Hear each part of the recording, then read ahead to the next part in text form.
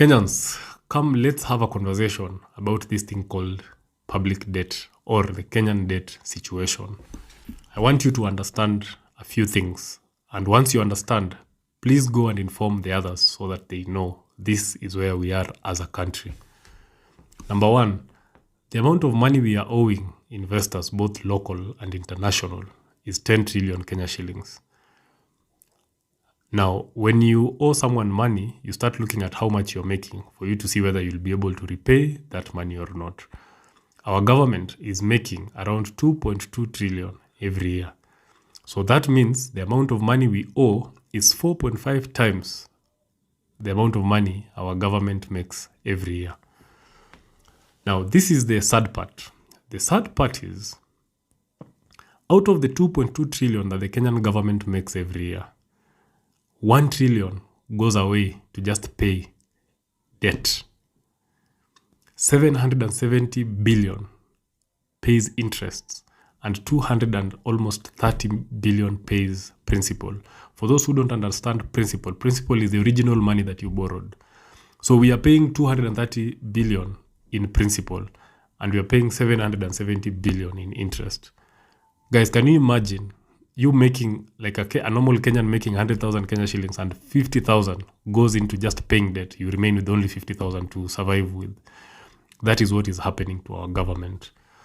Now, that is a big problem, such that if Kenya is to continue paying that debt at that rate, the principal alone will be repaid in around 45 years. So that means we are bonded for the next 45 years.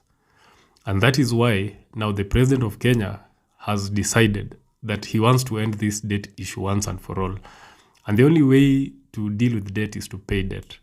So in his first budget of 2023, President Ruto increased the amount we are supposed to pay from 223 billion to around 475 billion. So he has doubled that amount because he wants to reduce the repayment period from 45 years to around 21 years.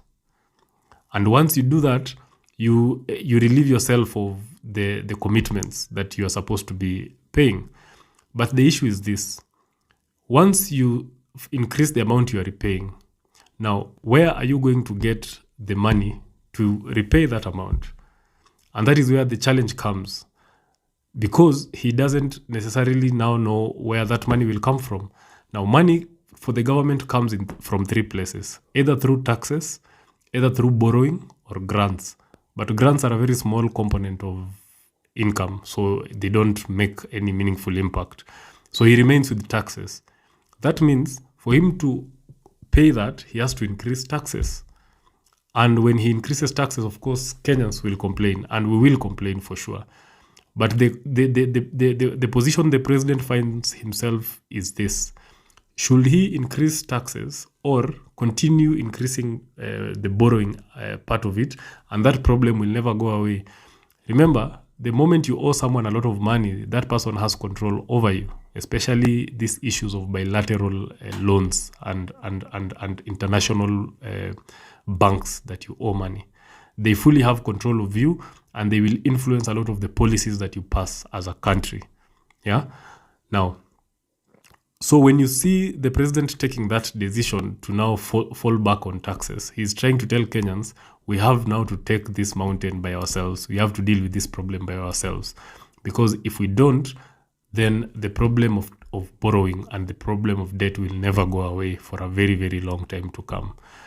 Now, I will come and explain to you in another session why even the current taxes, as the president has put, they are not optimal. That means Kenyans with a GDP or with an amount of economic activity of 13 trillion every year, the Kenyan government should be at least collecting at least 3 to 4 trillion from Kenyans, but it is only collecting 2.2 trillion.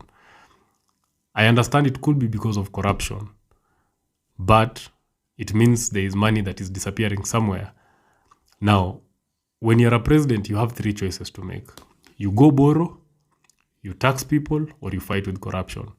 Corruption is the hardest decision because no president wants to spend 5 years of his time fighting corruption because it's a mountain that is very hard to deal with.